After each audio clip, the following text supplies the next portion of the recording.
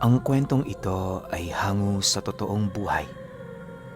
Karanasan nito ni Rado. Taong 1970, Tagkawayan, Quezon.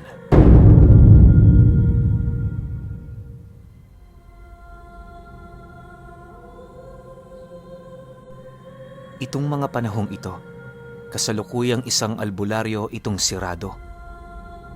Nakatira siya noon sa liblib na lugar kasama ang kanyang kapatid na siya namang katuwang niya sa buhay.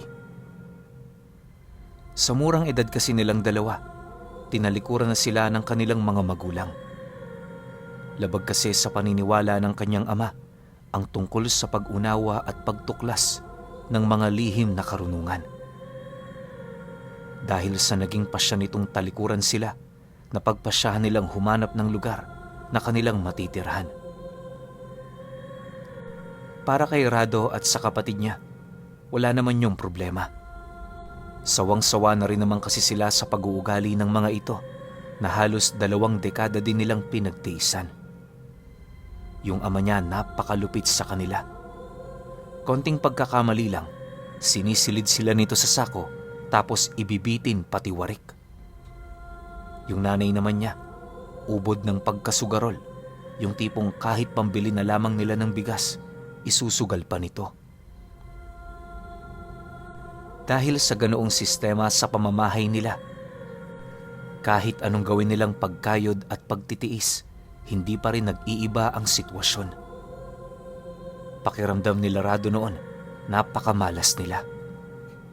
Halos ilang taon din nila yung pinagtiisan hanggang sa dumating ang puntong nakakita siya ng pag-asa sa pamamagitan ng pag-unawa sa mga buhay na salita.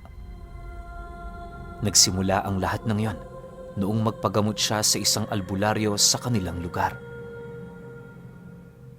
Matapos siya nitong mabigyan ng lunas sa kanyang karamdaman, inabisuhan siya nitong bumalik dahil sa napansin nitong merong espesyal sa kanyang wisyo.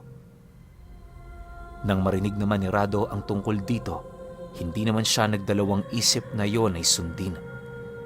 Para sa kanya, yun na ang kanyang nag-iisang pagkakataon upang mabago ang sistema ng kanyang buhay. Dahil dito, 6 na buwan siyang nagsanay ng palihim sa ilalim ng puder ng matanda. Suportado naman siya noon ng kanyang kapatid, gawa ng tuwing may trabaho silang dalawa, yon ang sumasalo ng lahat ng gawain. Hindi naman yun problema sa kapatid niya, gawa ng ang pangarap niya, pangarap na rin ito. Pero kagaya nga ng kasabihan, walang sikretong hindi mabubulgar. Nagsimulang makatunog ang kanyang mga magulang sa lihim nilang ginagawa noong nakausap nito ang kumpare nitong nagpakonsulta sa maestro ni Rado. Noong una, nagawa niya pa yung maitanggi, pero makalipas lamang ang ilang araw, personal na mismong bumisita sa kanilang pamamahay ang matandang albularyo. Ayon dito, hindi niya dapat na itago ang kanyang pagkakakilanlan dahil ang pangunahing trabaho ng isang albularyo, tumulong sa kapwa-tao. Dagdag pa nito na hindi siya dapat na matakot sa kanyang mga magulang sa kadahilanang alam naman niya na tama ang kanyang ginagawa. Sa pagpapatuloy ng pag-uusap nila ng matanda, doon na nga dumating ang ama niyang galing sa trabaho. Paglapit nito sa kanila, kung ano-ano naman ang pinagsasasabi nito sa matanda. Siyempre, para makaiwas sa anumang gulo, pilit naman niyang pinigilan ang pagdidiskusyon ng mga ito. Naniniwala kasi siyang hindi yun uubra sa kanyang ama, lalo pat alam niya na ang padre de pamilya nila walang kinagis ng Panginoon. Matapos namang magkasagutan ng dalawa, nagdesisyon ang mga magulang nila na palayasin sila. Ayon sa mga ito, hindi nila matatanggap ang ganoong uri ng paniniwala, kaya mas mainam na bumukod na silang dalawa. Nang marinig naman yon ni Rado, agad naman niyang inutusan ng kapatid niya na mag-alsa balutan. Sa isip-isip niya, mas pabor sila kung aalis sila sa poder nito, gawa ng wala namang naidudulot ang mga masasama nitong bisyo sa kanilang mga buhay. Naniniwala rin siya, makakahinga sila ng maluwag kung silang magkapatid na lamang ang magsasama. Para hindi na rin sila nito matuntun pa, nagpakalayo-layo sila sa lugar na yon hanggang sa dumating ang puntong nahanap na nila ang lugar na angkop nilang tirahan. Habang wala pa noong trabaho itong si Rado, nagdesisyon siyang maging utusan ng mga may kayang pamilya sa kanilang baryo. Habang ginagawa niya ito, namumundok naman ang kanyang kapatid para maghanap ng mga ligaw na hayop na maaari nilang gawing pagkain. Kapag hindi rin yun nakakaalis, tinutuon nito ang kanyang wisyo sa pagtatayo ng halamanan sa likod lamang ng kanilang pamamahay. Ilang buwan pa ang lumipas, nasanay na rin sila sa ganoong gawain. Hindi naglaon, meron na ring iilang taong nakatuklas ukol sa talento ni Rado sa panggagamot. Mabait namang tao itong si Rado Pinuno. Ang nakakainis lang dito, napakahambog nito. Yung tipong kapag gusto niya, yun na talaga ang masusunod. Hindi rin siya tumitingin sa opinyon ng iba, lalo pa kung wala naman yung ambag sa kanilang pamilya. Dahil sa ganun nitong pag-uugali, kaya na may aminado sila, maraming tao ang may palihim na galit dito. Pero sa kabila ng lahat ng yon, para sa kanyang kapatid, napakabait niyang kuya. Lahat ng pangangailangan nito na ibibigay niya ng walang anumang pagdududa. Dagdag pa ng kapatid nito na hindi rin nagpapabaya yon sa kanilang mga pangangailangan. Sa paningin ng ibang tao, dapat nga yung kagalitan, pero sa paningin naman niya bilang kapatid nito, isa yung taong may paninindigan at may iisang desisyon sa buhay. Hindi rin ito kailangan ng kahit na sino, gawa ng bata pa lamang sila na kaya na nilang tumayo sa kanilang mga sariling paa.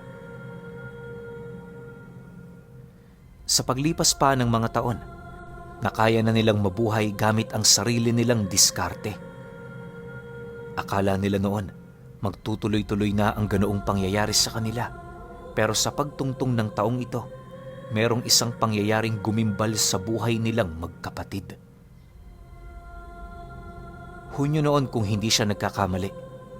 Habang siya ay nanggagamot sa kanyang mismong tahanan, dumating ang kaibigan ng kanyang ama sa bahay nila. Kahit matagal na panahon niya na yung hindi nakita, aminado siyang hindi niya yon nakakalimutan.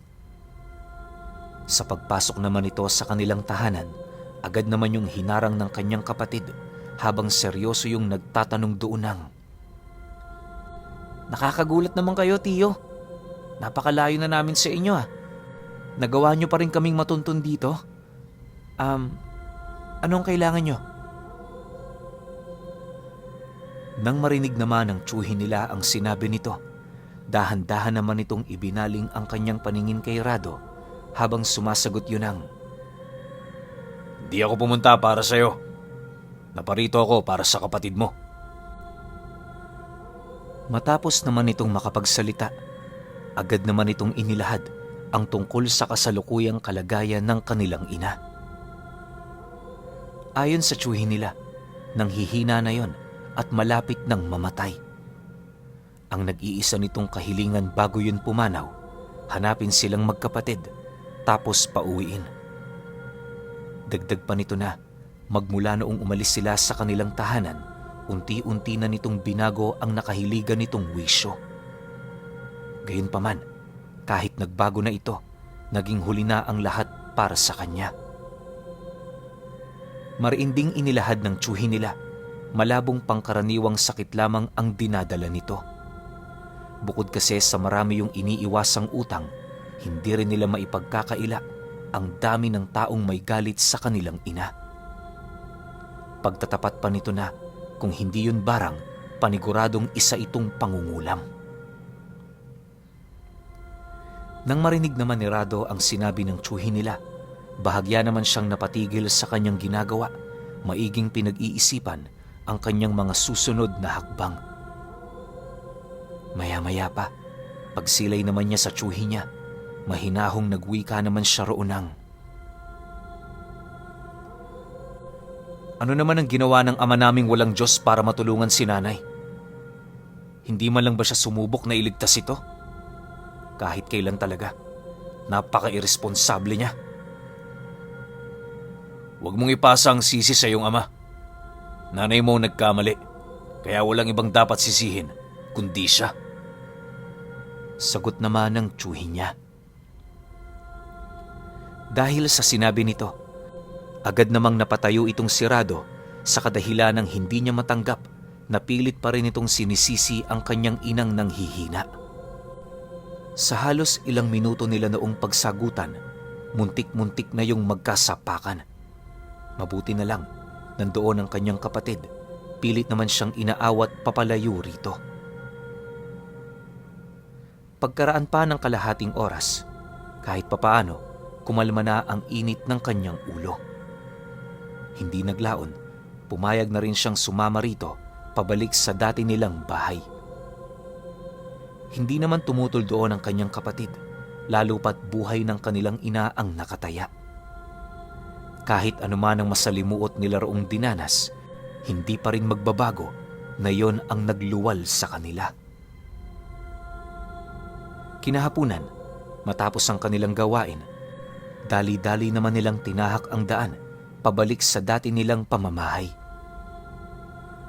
Halos inabot din sila noon ng 1 oras mahigit sa kanilang paglalakad dahil sa dami ng tao at pasikot-sikot na kanilang dinaanan. Nang marating na nila ang tahanan nito, doon bumungad sa kanila ang ama nilang nakaupo sa labas ng napakarumi nilang bahay at panayang paghit-hit ng sigarilyo. Pagsilay naman ito sa kanilang naglalakad, dahan-dahan naman sila nitong sinalubong hanggang sa sila ay magkaharap. Nang magkatitigan na sila ng kanyang ama, nanatili naman siyang tahimik, pagpapakita ng kanyang galit na halos ilang taon niya ring ikinimkim. Makalipas pa ang ilang minutong pagtitigan ng dalawa, dahan-dahan naman yung humawak sa kanyang balikat habang nagwiwi kayo ng, "Kumusta na kayo mga anak? Akala ko hindi ko na kayo makikita pa. Salamat naman, nakauwi kayo ng ligtas."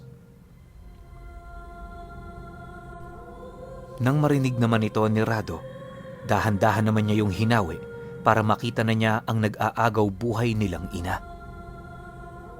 Sa pagpasok nila sa loob ng kanilang tahanan, agad namang bumungad sa kanila ang katawan nitong nakaratay sa isang lumang higaan na naroon sa kanilang sala. Sa kanilang pagmamasid, kitang-kita nila ang napakaruming papag na merong iba't ibang uri ng dumi. Pakiramdam nga noon ni Rado sa lugar na yon, parang hindi mga tao ang nakatira rito. Bukod sa napakapanghe ng loob nito, may mga tumigas na rin doong tae at higit sa lahat, marami na doong naglalabas-masok na mga peste kagaya ng daga at ipis. Matapos naman nilang masilayan ang kalagayan ng lugar, nagpasya silang ilabas ang kanilang ina.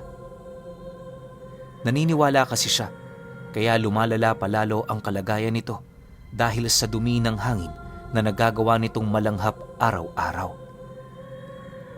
Pagkalabas naman nila sa katawan nito, agad naman nila yung dinala sa gilid na parte ng kanilang bahay kung saan naroon ang lumang kubo nilang pinagtatambayan.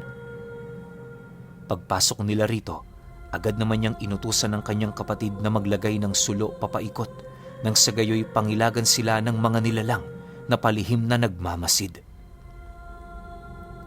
Maya-maya pa, matapos namang maihanda ni Rado ang kanyang mga gamit, doon na niya inumpisahan ang pagtunton sa pinanggagalingan ng karamdaman ng kanyang ina. Unang beses niyang gagawin ang bagay na yon, kaya sa lahat ng pagkakataon, naging maingat siya. Una niyang ginawa noon, hinilot ang buong katawan nito habang maiging pinakikiramdaman ng loob ng sistema nito. Sinubukan niya rin yung pausukan sa paniniwalang may lalabas na kahit isang insekto pero bigo naman siyang makakita. Nang mapagtanto naman ni Rado na malinis yun sa mga insekto, nagdesisyon siyang dahan-dahang amuyin ang balat nito. Paglapat ng kanyang ilong sa balat ng kanyang ina, halos mapausog naman ang kanyang sikmura dahil sa malabangkay na amoy nito. Ayon sa kanya, pakiramdam niya noon, nilalanghap niya ang hangin na nagmumula sa mga inuuod na daga.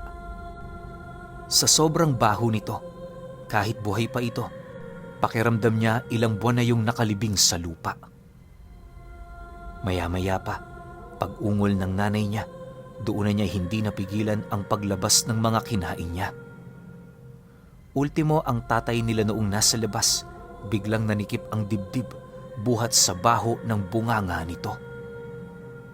Pagharap naman ng nanay niya sa kanya, nakaramdam na lamang ng matinding takot itong si Rado matapos niyang masipat ang mga mata nito na parabang matagal nang walang wisyo. Ang mas nakakapangilabot pa sa lahat ay noong masipat niya ang napakaraming uod na gumagalaw sa mata nito. May mga buntot ng alupihan din siyang nakita sa ilong na mabilis na pumasok patungo sa loob ng sistema ng nanay niya. Matapos niyang masilayan ang pangyayaring yon, siya na mismo ang nagkumpirma. Biktima yon ng mataas na uri ng pambabarang. Bagaman mahirap yung paniwalaan, wala siyang maisip na dahilan. Sa paglalim pa ng gabi, nagpatuloy ang kanyang panggagamot dito. Marami siyang sinubukang paraan para mabawi ang wisyo nito, pero lahat ng yon nanatiling bigo. Sa pagtungtong ng 9:00 ng gabi, aksidente namang nakapa ni Rado ang singit ng kanyang ina, kung saan doon bumungad sa kanya ang butas na itinatago nito na animoy maihahalin tulad mo sa isang bulsa. Pagkapa naman niya sa loob ng butas na yon, meron siyang narinig na kakaibang huni ng sisiw, kaya ang ginawa niya, ora mismo niya yung itinigil. Sa puntong yon, doon na pagtanto ni Rado, hindi lang barang ang pumaloob sa kanyang ina. Malakas ang kanyang kutob, halo-halong sakit ang dumapo sa katawan nito. Maaaring pinagtulungan yon ng mga taong merong personal na galit dito. Gayunpaman, sa kabila ng kanyang mga nalaman, mas nanaig pa rin ang kagustuhan niyang mailigtas ang buhay nito. Para hindi na mas lalong lumala ang karamdaman ng kanyang ina, sinubukan niyang tuntunin ang aswang na nagbigay dito ng yanggaw. Naniniwala kasi siya na kapag nahanap niya ang nilalang na yon, ito na ang magtuturo sa kanya ukol sa kinaroroonan ng iba pa nitong kasama. Sa isip-isip ni Rado, mas makakalamang siya kung pisikal na kumbate ang labanang dadalhin niya. Sa pagsapit ng umaga ng sumunod na araw, nagawa na nga niyang makuha ang presensya ng sisiw na namamahay sa katawan ng kanyang ina. Bagaman hindi siya sigurado ukol dito, minabuti niyang yon ay panghawakan alang-alang sa ikagagaling nito. Pagtungtong ng 8:00 ng umaga, agad naman nilang binagtas ng kapatid niya ang daan patungong sentro ng baryo nila. Sa pagdating niya sa lugar, agad namang bumungad sa kanila ang iilang taong panayang pagtingin sa kanilang dalawa. Hindi naman nila yun gaanong pinansin, sa kadahilan ng alam nilang may mas importante pa silang lakad na dapat nilang pagtuunan ng atensyon.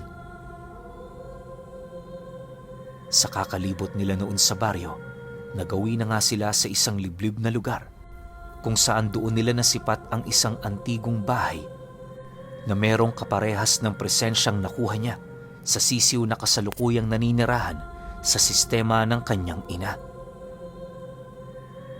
Dahil dito, dali-dali naman silang lumapit sa lugar na yon at nung akma na silang papasok sa loob ng tahanan nito, doon bumungad sa kanila ang 5 asong naninirahan sa bahay na yon.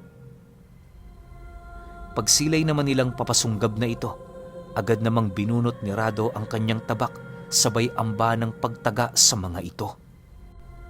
Mabuti na lang, bago pa man sila mapagtulungan ng mga aso, doon nila nasilayan ang pagbukas ng pinto at kasabay nito ang bigla naman niyang pagramdam ng pagbalot ng isang napakabigat na presensya sa buong paligid. Sa paglapit naman ng matandang yun sa kanila, seryoso naman yung tumitig sa kanya habang nagwiwika yun ng, "Huwag mo nang tulungan ang babaeng yun. Dapat lamang yun para sa kanya. May talento ka, pero huwag mo roong sasayangin." Matapos naman itong makapagsalita, agad naman itong sinipulan ang mga alaga nitong aso para lubayan na sila.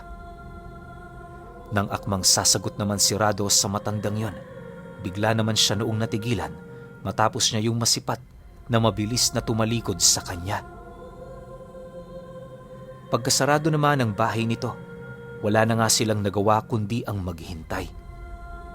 Halos ilang oras pa silang nanatili sa lugar na yon, pero hindi na sila pinaunlakan ng matanda. Dahil sa pangyayaring yon, nagpasya na siyang bumalik sa bahay nila para ipagpatuloy ang panggagamot sa nanay niya. Sa isip-isip niya na kung hindi babawiin ng matanda ang inilagay nitong sakit sa nanay niya, sapilitan niya yung aalisin. Kampante naman siya noong gawin ng bagay na yon, lalo pat medyo marami na din siyang karanasan na mayroong kaugnayan sa mga aswang. Bago siya tuluyang umuwi sa kanila, dinaanan niya pa ang bahay ng maestro niya pero hindi niya na yun doon nakita. Ayon sa mga kapatid nito, matagal na panahon nang umalis doon ang matanda. Dagdag pa nito na hindi rin nila alam kung saang lugar yun tumungo, lalo pat wala naman yung napagsabihan. Nang marinig naman ni Rado ang tungkol doon, pinili na lamang niyang umuwi sa kanila. Sa pagsapit ng gabi, habang ginagamot niya ang kanyang ina, labis naman siya noong nakakaramdam ng kaba. Dahil sa bukod na nagdideliryo na ito, paulit-ulit na rin yung nagsusuka ng dugo. Ang mas nakakakilabot pa sa lahat ay yung mga panaka-naka nitong pagsigaw na parabang sigaw ng taong malapit ng mamatay. Sa halos humigit 2 oras niya roong panggagamot, wala pa ring nagbago sa estado nito.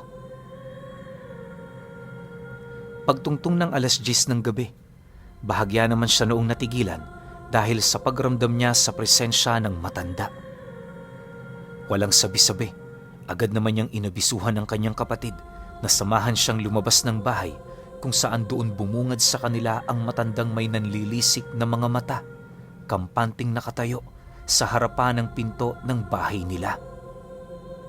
Paulit-ulit siya nitong inaabisuhan na itigil na ang kanyang ginagawa. Pero hindi siya nakinig.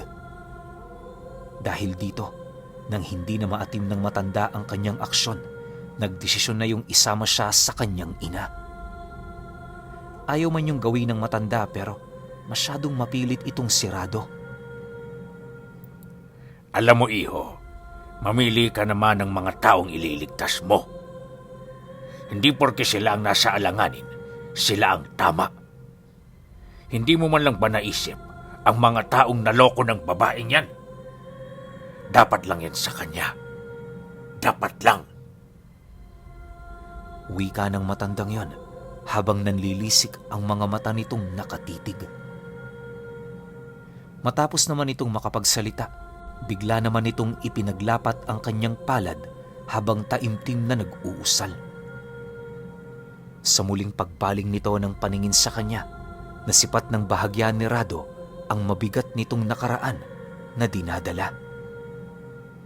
Hindi niya mawari kung totoo ang mga pangitaing yon, pero sa mga nakita niya, nasipat niya ang asawa nito na namatay buhat sa ginawang panloloko doon ng nanay niya.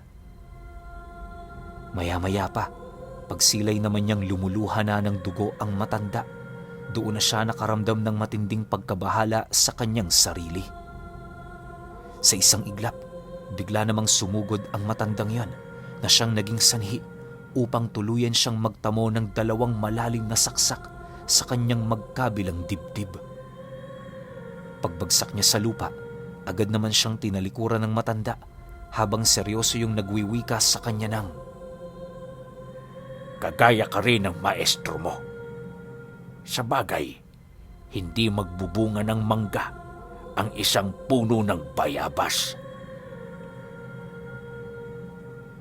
Matapos nitong makapagwika, bigla naman yung naglaho matapos yung balutin ng kadiliman. Sa pagbalik ng katahimikan sa paligid, agad naman siyang nilapitan ng kanyang kapatid na umiiyak. Halos kung ano-ano na rin ang ginawa nito sa kanya, pero hindi yun sapat para mailigtas siya sa tiyak na panganib. Yung baga kasi noon ni Rado, napasok na ng dugo at oras na lamang ang bibilangin bago siya tuluyang bawian ng buhay.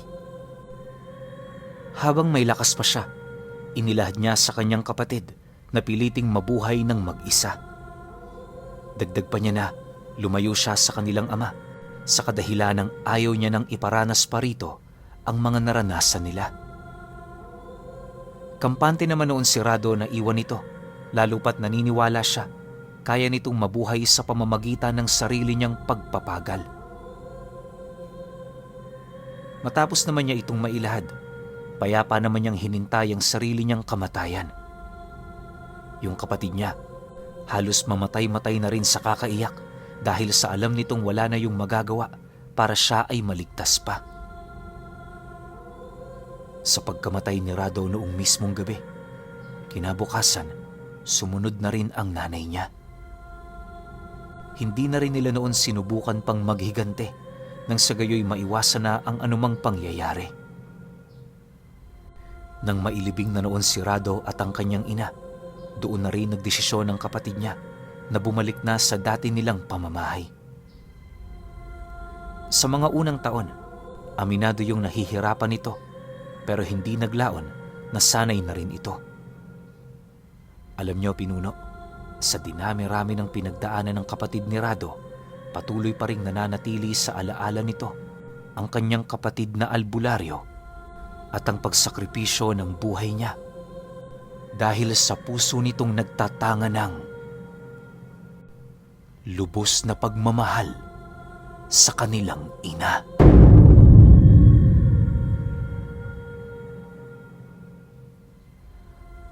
Okay, opinyon ko sa kwento.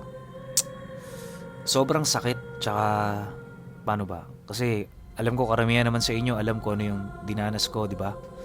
Na yung nangyari sa mama ko, tsaka sa akin, na kung ako lang to si Rado, gagawin ko rin yun para sa nanay ko, hindi ako magdadalawang isip.